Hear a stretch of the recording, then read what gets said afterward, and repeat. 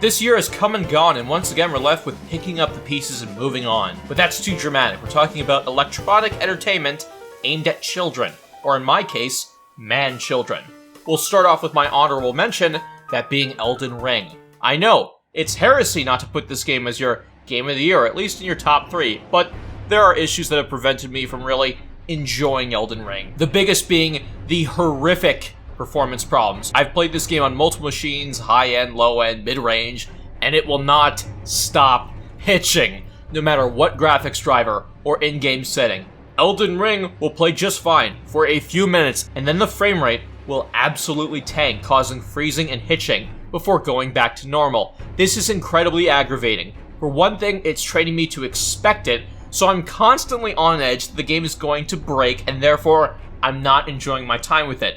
And secondly, it's a Souls game. Having this happen during boss fights is unbelievably frustrating and unacceptable. And yes, I have died a few times. Not a lot, but I'd say 1 out of every 8 deaths has been attributed to the frame rate dropping. I've talked to several friends and they also mention it being an issue. It's also prevalent on the Steam forums. The frame rate problems I've had in this game are preventing me from really enjoying it, and as a result, I'm not putting it on the list. And if you think that's not fair and it's only happening to a small, isolated group of people, consider that From Software has a history of releasing terrible PC ports riddled with issues at launch, and sometimes those issues don't even get fixed until maybe an entire year later. Just look up Dark Souls 2 durability frame rate bug. From Software still continues to be lazy with their options menus. We can rebind the controls now, finally, after 10 years. But it's still not fully customizable. There's still no unlocked frame rate, so we're stuck playing at 60 FPS. Again, playing on keyboard is still terrible, even though character action games can work very well on keyboard. RPGs do work very well because of all the hotkeys you have access to, all the shortcuts. You can't play it on keyboard, it's still annoying. There's no ultra-wide monitor support.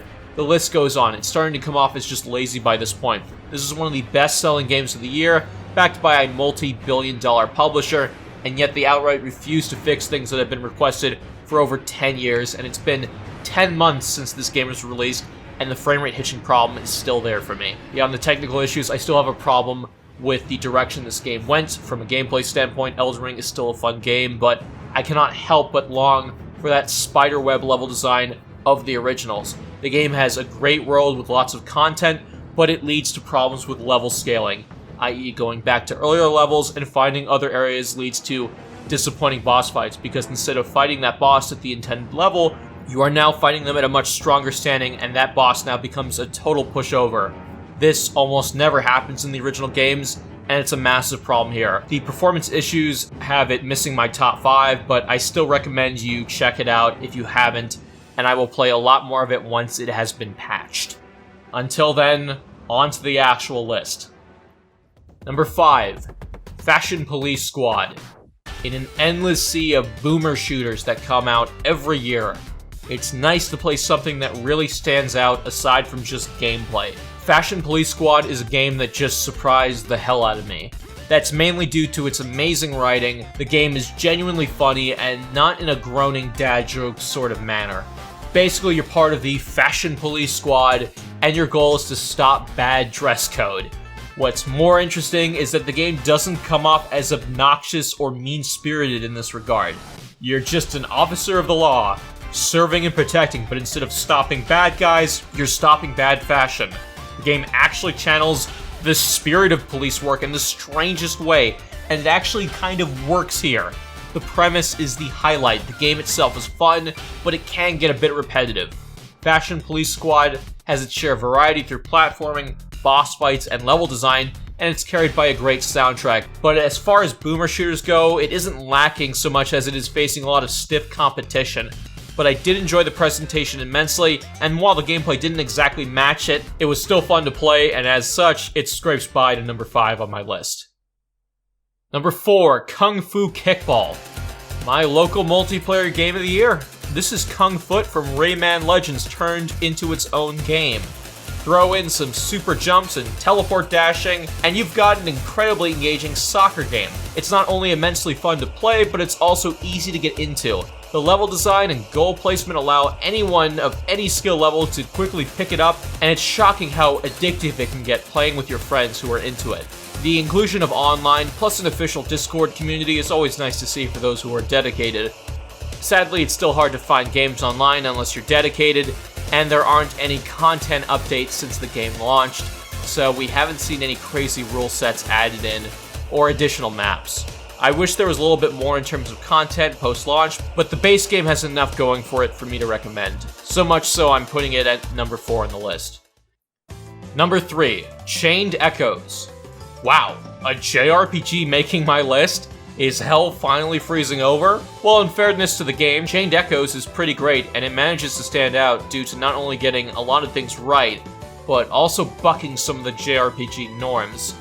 There's no XP in this game. The game has you level up characters through shards, which are acquired from bosses or completing other objectives. The game doesn't bombard you with hours of dialogue and cutscenes at the beginning, and just railroads you into mandatory random battles. About 2 hours into the game, you fought 3 or so bosses, had some exhilarating moments, learned about the characters, and now you're off to play the rest of the game. It's paced extremely well, and the dialogue is great.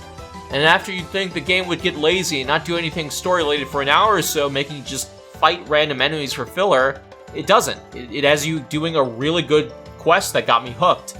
There's a cool exploration system, a crafting system, the combat is varied enough from what you'd expect. If there was one complaint I had, it's that some of its systems could use a bit more work. It definitely feels like a first game in a series in terms of gameplay.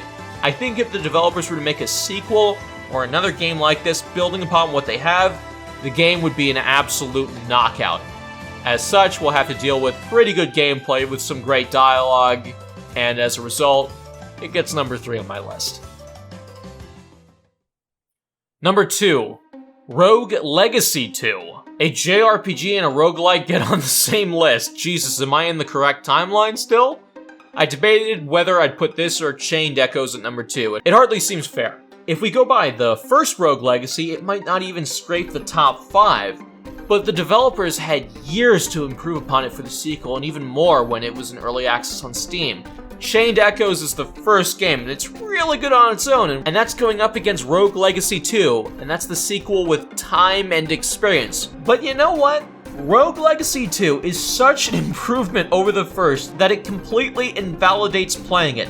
The game is so immensely enjoyable, and it really comes down to polishing the controls and adding a few more classes and mechanics that really go a long way on their own, but the massive addition of other content, better visuals, sound design, make Rogue Legacy 2 a really fun game that just surpasses the original. It doesn't have the best start in the first hour, and you'll really need to unlock your kit to get more out of the game, which takes time, but once you find the classes you like, you'll be jumping back into another run again and again without hesitation.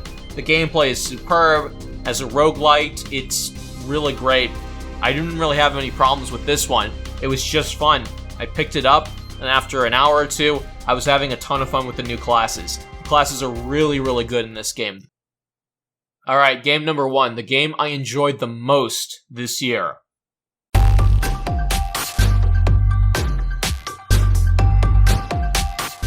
Tinykin. What is this game? What? I thought it was going to be Elden Ring, even though you said that you were going to put that on the list. I was not paying attention to the list. Well, you know what? Pay attention to this one.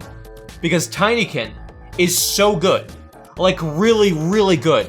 If you've seen my channel, you know I've covered a ton of games. And when you play and talk about games a lot, you can guess if a game will be great within seconds of picking up the controller and hitting start from how well it controls. The control in Tinykin is absolutely perfect. From the jumping, to the momentum, to the traveling, everything feels perfect in this 3D Pikmin-esque platformer.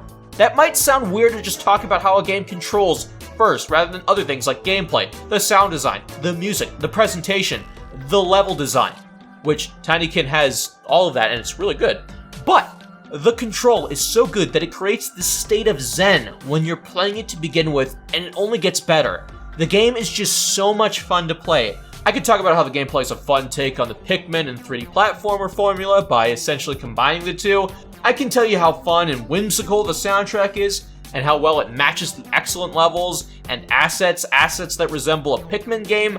I can tell you about level design being incredibly well paced, but I'd be here all day. You seriously have to play it for yourself, and you should, because Tinykin is a gem of a game, and it's one of the best I've ever played. It's one of those games where you're sitting and like, okay, that could be cool.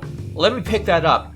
And then seconds into the game, you're in that state of zen, you absolutely adore it, and you have a whole game ahead of you. It's rare to feel that anymore, honestly, when you've played so many games. Especially when you're doing them for a job. You've played so many games, and they just don't do it for you anymore. You kind of just go through the motions. But this game, there was something about it that just clicked, and everything felt great. I'm not even a big fan of the original Pikmin. I just really like this game. That's all there is to say. Go buy Tinykin. Go. Go now. Close this video. Go.